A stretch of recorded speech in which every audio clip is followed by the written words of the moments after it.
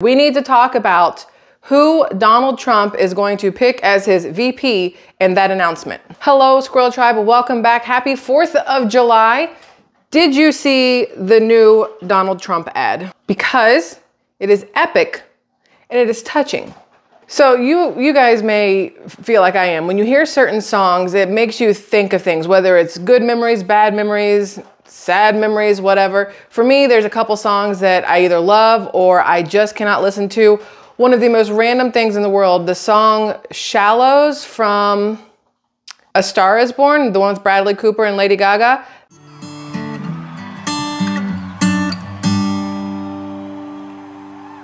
That song, I literally cannot listen to it because that movie destroyed me, like emotionally broke me. And every time I hear that song, my brain automatically wants to go back into the, huddled over in fetal position, crying my eyes out. So I can't listen to that song. Tell me something, girl. So when I hear this song that is playing on Trump's ad, I immediately want to start tearing up. And I'm not gonna lie, y'all, today I literally had to hold the tears back. Sometimes I'm more emotional than other times. I don't have an excuse for it, but today was one of those days. I heard the song and I was like, nope, we're not doing this today. So according to Benny Johnson, this was Trump's first official response back since the debate. I was wondering how Trump got so many ads put out, but then I realized that these ads are made by people on the internet. But Donald Trump will then post them on his X or Twitter or however you want to refer to it. I feel like I should go start making some Trump ads. Be like, Donald, my turn. Now, Michael Duffy actually said that this ad was banned. I'm not sure why or where. Pretty sure the Democrats don't want us to see it. But if you guys ever want to watch a Benny Johnson video, just go check out Michael Duffy's channel. Oh my God, this song, I hate this song. It's our final battle. We're either going to have a country greater than ever before, or we're not going to have a country at all. And we're ready for it. Are we ready? We're ready.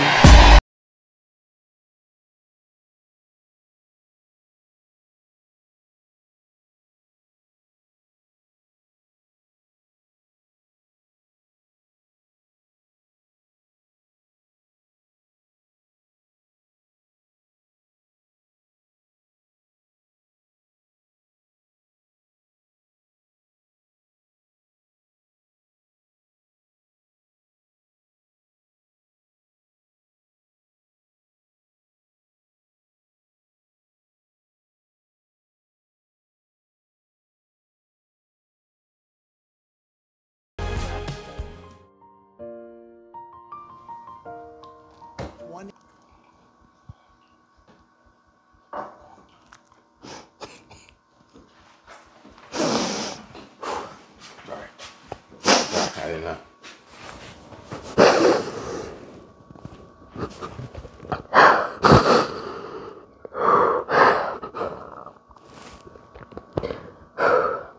I'm good. It's okay. Sorry. You're good. Oh. Please hold. My kid is laughing at me currently because I turned into a small emotional ball of whatever over here. So that song, we'll just go ahead and put it out there. I can't listen to it for numerous reasons. One, people will recognize that song from Fast and the Furious, Paul Walker who died, right? And so people may get emotional about that, but it makes me think of my Nana who passed away. So,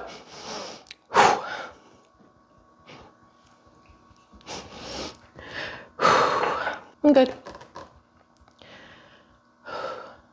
Oh, I can see fireworks. Kid, if you want to see fireworks, they're right out there. They're right out that window. Definitely a country worth saving. That ad, what I like about that ad is so many things, but I also think that it will, honestly, this may sound crazy to people, but watching that ad hopefully will help me take that song from a negative emotional response to a positive emotional response, because that video, that ad is very powerful, very moving, really makes you appreciate where you are, where you live, the country that we are a part of. And then it also gives you hope for the next leg, the next, 4 years, especially when you look back on the things, again, that Trump did while he was in office, the things that have been done the last 4 years without him in office. It really does give you that small glimmer of hope, knowing that he is on the verge of coming back into office, and the next 4 years could be even better than the first 4 years he was in office. Okay, so now let's read some headlines. So the first one we have here is "Chaos is our friend." That feels accurate right now. "Chaos is our friend, how Trump is quietly planning around Biden's uncertain future." Next one we have "Hunter Biden sues Fox News over explicit images featured in a streaming series." That one's actually kind of funny considering how they had it in one of the debates, not a debate, in one of the Senate meetings. You had Marjorie Taylor Greene holding up these big billboard size things of Hunter Biden doing the dirty and all kinds of stuff you wouldn't expect to see on a Senate floor, but also you had John Kennedy a year ago reading from banned books. It's also things that are just make your mind go, what? So not only do you have people winning on the internet making, Trump ads on the internet, you also have people making mock trial ads with Hunter Biden and all of his dirty stuff. His giblets. Let's see, this next one we have here says, "We've got to come to reality. Biden's skeptics point to Kamala Harris as campaign successor." And there's a lot of talks right now of Kamala Harris replacing Joe Biden as president. A lot of people were worried it was going to happen on July 4th. We only got a couple hours left. I'm hoping I don't hear one of those like emergency sounding beeps, on your phone, your iPad, your computer, your TV, and you're like, what's going on? And you look and they're like, we have a new president. And then it's Kamala. Oh yeah, like the banking collapse. It'll happen on a Friday. So here we get through today and we're like, whew. And then, Friday rolls around tomorrow and you're like, oh crap. If Kamala Harris were to become president, people could lose their jobs. Oh yeah. I mean, you got to think about it. Confidence from the standpoint of a business owner, between your confidence in Biden versus your confidence in Kamala, the economy itself, interest rates, international relationship with trade. I mean, there's only a few months before the next president takes over, Trump. But in those few months, it literally doesn't take but this to start a dumpster fire, All right, guys, like I said earlier, Trump is going to have to pick a VP. That decision has to come soon. Could it be Tulsi Gabbard? President Trump's VP, but as he does that search, what do you think he should be looking for in a potential pick? Of course, in this election, it's important to be able to bring Andy in order to win. I mean, that is clear. You see a lot of discussion on X out there, but I tell you, a lot of it isn't about the incompetency, the ability to physically and mentally do the job. It's whether or not they can win an election. That's what they seem to be much more concerned about. Now, President Biden is going to come out and talk about this. As soon as he comes out, we will bring it to you live. But what do you think the president's going to say about this latest Supreme Court ruling? Is this him trying to show vigor after 4 p.m.?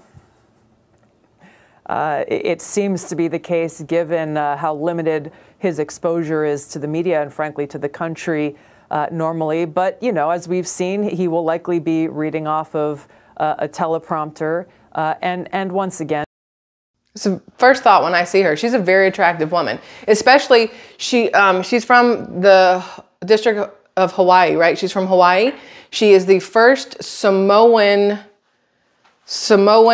born or Samoan ethnicity or Samoan descendant to be in Congress, which I think is pretty amazing if you ask me, as a woman of not me as a woman of color, but her as a woman of color. Yeah, 16-year military veteran decided to go into combat after 9/11. How many men in politics can say that? One more headline I forgot to read. Let me read this to you guys real quick. Would Kamala Harris be a stronger candidate than Joe Biden? Can she speak or read a teleprompter or not? I feel like she has a better chance of reading a teleprompter, but I don't know. I've heard her speak and there's nothing that comes out of her mouth. I don't know how many bats she has in the belfry up here, but nothing of importance has come out of her mouth on any thing that I have seen so far, and I believe everything I have seen is teleprompterless. I'm hoping with a teleprompter, at least something that comes out of her mouth would make sense and would be cohesive in the fact that it gave you information or knowledge of some sorts, but we'll have to wait and see. And just pointing to the fact that, you know, he's not the guy. He's not the guy who's in charge. And like you said, Jason, the powers that be in the Democratic elite are concerned about winning, which is why when you look at some of the names that they're putting forward, whether it be Kamala Harris or Whitmer or Gavin Newsom or any of these others, they're not talking about how these people differ on issues or agree on issues. They're not talking about issues at all, because they know that regardless of which one of them they pick to be their horse, they're all going to continue to follow the instructions of the unelected shadow government that is in place. And again, whose power is being threatened by Donald Trump.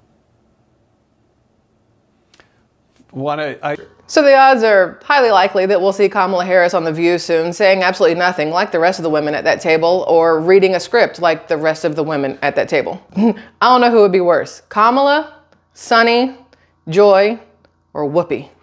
You guys tell me in the comments. Whose power is being threatened by Donald Trump. I just want to remind people that President Biden's going to come out and make an address about this latest Supreme Court ruling. As soon as that comes out, we will bring it to you live. Tulsi, I want to show you actually one more ad that the Democrats are actually putting out now and get your reaction to this ad that they're putting out. Watch this.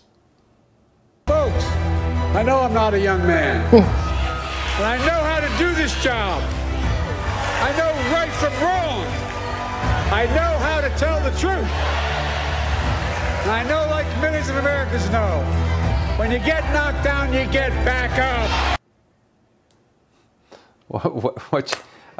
Do we really need to talk about the fact that everything that just came out of his mouth was bullcrap? Like all of it? Like, have you guys seen him get knocked down? It's called falling up the stairs, getting on a plane. Couldn't figure out how to get back up. Yeah. I mean, what's your take on that? Yeah, go ahead and laugh. I was laughing too. You know, they're picking and choosing these sound bites once again, just blatantly lying to the American people. I'll give you just two brief examples from that debate where Joe Biden did not tell the truth. Number one is he said that no service member has been killed under his administration. As someone who still wears the uniform, that was a punch in the gut, because there are 18 service members who were killed while serving overseas under his watch. And for him to be so unaffected by their sacrifice and the sacrifice of their families is just absolutely unacceptable. Yeah. Secondly, in the debate, he said that the only existential threat to humanity, Now, this is an important part, especially when you think back and look back on that Trump ad and realizing this could be the last chance at saving America, saving the United States. Existential threat to humanity is climate change, which again, as commander-in-chief, for him to not recognize that the greatest existential threat is nuclear war, which he has pushed us closer to than ever before in our country's history, is yet another piece of evidence of why he is unfit to serve in the office of the presidency. Let me just say, one, she's absolutely right. Two, I really like the way she holds herself. Like, there was no, y'all have met me, I'm emotional. I get real opinionated and emotional and things. And she had her opinions and she had her facts and she gave them to you in a matter-of-fact way so that it didn't seem childish or it didn't seem unjust or anything like that, which I absolutely loved. She gives you facts, and facts do not care about feelings. Number three, she brings up a really important point of us being like literally this close to World War III at the same time that Biden may be backing out and Kamala stepping in, which could edge us right into World War III. She would be not only the first female president, but also the first female president at the time of war. Lastly, though, I think Tulsi would make a great VP pick. What do you guys think? Leave a comment below. Love you all. Goodbye.